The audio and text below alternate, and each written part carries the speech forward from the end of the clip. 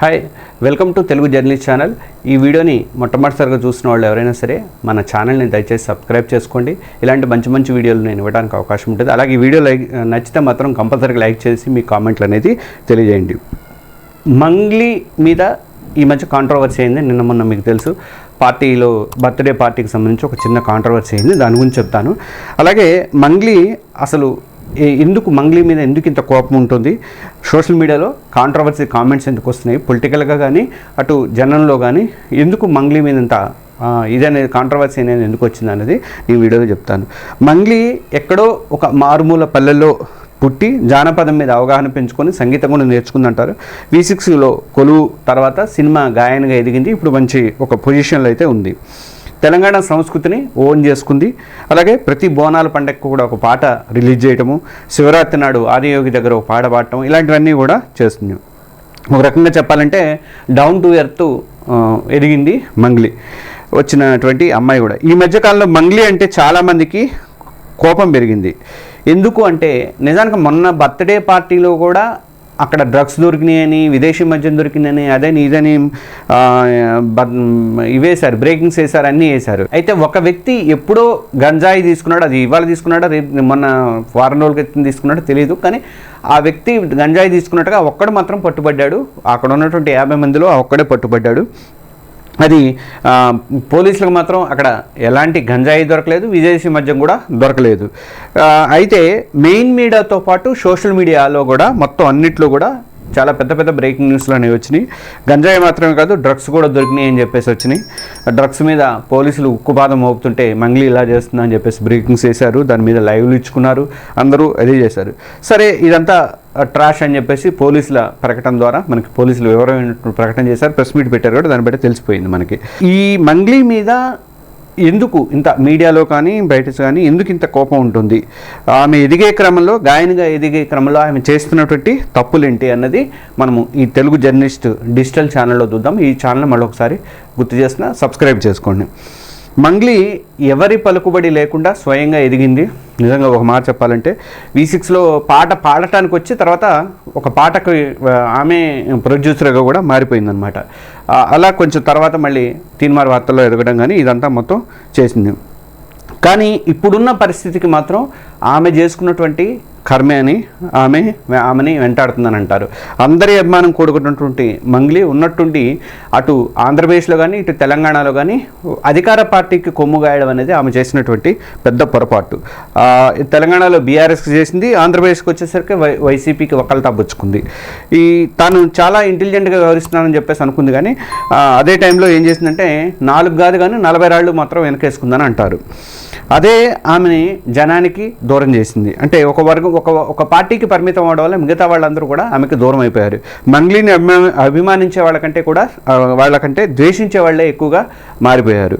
Punishment ఇవ్వాల్సిందే అంటూ నేను నిన్న వీడియో పెట్టినప్పుడు కూడా పనిష్మెంట్ ఇవ్వాల్సిందే అంటూ కింద మెసేజ్లు పెడుతున్నారు. అలా ఎందుకు కామెంట్స్ చేస్తున్నారు అంటే ఇంకోసారి ఒకసారి ఏపీ సంగతి చూద్దాం. ఒకసారి ఫస్ట్ ఏపీలో వైఎస్ జగన్ మీద ఆమె పాడినటువంటి పాట సోషల్ మీడియాలో పెద్ద వైరల్ అయింది. 2019 ఎన్నికల్లో మంగ్లీ ఈ పాటని బాగా వైసీపీ తమ ప్రచారానికి వాడుకుంది.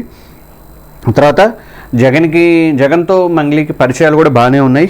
అందుకే వైసీపీ ప్రభుత్వం రాగానే తిరుమల తిరుపతి దేవస్థానానికి అనుబంధంగా ఉన్నటువంటి SVBC ఛానల్లో ఆమెకి డైరెక్టర్ ఇచ్చారు. మొత్తానికైతే మంగ్లీని అయితే పెట్టారు. దానికి నెలకి ₹1,00,000 జీతము, ఆమెకి కాన్వాయ్, ప్రోటోకాలు, మొత్తానికి ఆ టైంలో రాజవైభోగాలే మంగ్లీకి దక్కినాయి.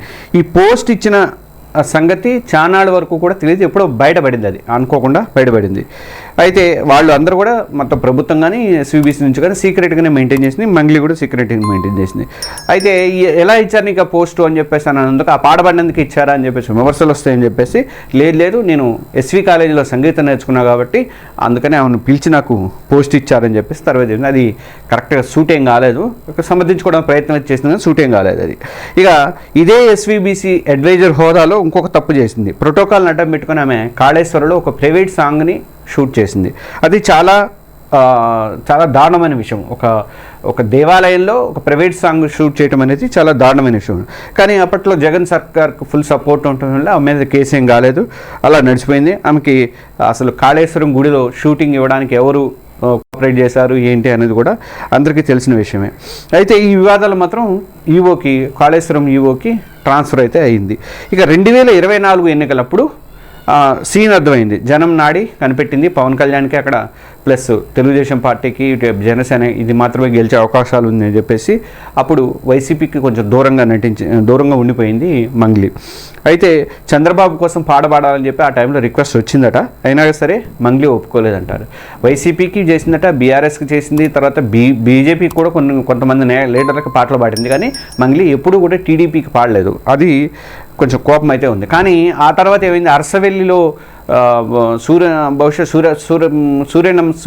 సూర్య దేవాలయం ఉంది కదా, అక్కడ ఆ రోజు రథసప్తమి రోజు ఏమో కేంద్ర మంత్రి రామ్మోహన్ నాయుడుతో కలిసి ఆమె కనిపించింది. అప్పుడు వైసీపీకి కొమ్ము కాసింది, వైసీపీ పాటలు పాడింది, వైసీపీకి ప్రచారం చేసింది. అలాంటి వ్యక్తితో ఎలా వచ్చిందని చెప్పేసి అప్పట్లో మన రామ్మోహన్ నాయుడు మీద కూడా విమర్శలు అనేవి వచ్చినాయి. బాగా పెద్ద ఎత్తున టీడీపీ సోషల్ మీడియాలో కూడా పెద్ద ఎత్తున గొడవ అనేది నడిచింది. ఇక తెలంగాణకు వచ్చేసరికి తెలంగాణలో 10 ఏళ్ళు అధికారంలో ఉన్నటువంటి బీఆర్ఎస్కి మంగ్లీ మంచి సపోర్ట్ ఇచ్చింది, సన్నిహితంగా వెలిగింది. బీఆర్ఎస్ క్యాడర్ యాక్టివిటీస్లో పాల్గొంది, ఆడింది, పాడింది, అన్నీ చేసింది. ఇక బీఆర్ఎస్ అధికారం నుంచి దిగిపోగానే ఆ పార్టీకి కూడా గుడ్ బై కొట్టేసింది. మంగ్లీ వాస్తవానికి రాయలసీమ బిడ్డ, తెలంగాణ కాదు. అయినా సరే జానపద గాయకులుగా నిజంగా సక్సెస్ కావాలంటే తెలంగాణ బిడ్డగా గుర్తింపు ఉండాలని చెప్పేసి అనుకుంది. అప్పటికే తెలంగాణలో ఈ V6 రావడం వల్ల కానీ, అంతకుముందు కానీ మా టీవీలో కానీ ఇట్లలో బాగా ఈ ఫోక్ సాంగ్స్కి, జానపద గీతాలకు మంచి ఆదరణ ఉండేది. దాంతో ఆమె ఏం చేసిందంటే అక్కడి నుంచి రాయలసీమ అనే మాట బయటికి రాకుండా తెలంగాణ స్లాంగ్ నేర్చుకొని, తెలంగాణ పాటలు నేర్చుకొని అలా డెవలప్ అయింది. ఇప్పుడు త్రిపుర రిసార్ట్ బర్త్డే పార్టీలో మంగ్లీ ఆ ఫ్రెండ్స్ మీద ఆరోపణలు వచ్చినప్పటికీ మంగ్లీకి ఎక్కడా కూడా కొంచెం అంతా కూడా సానుభూతి అనేది రాలేదు. సోషల్ మీడియాలో ఆమెని బాగా తిట్టిపోస్తున్నారు.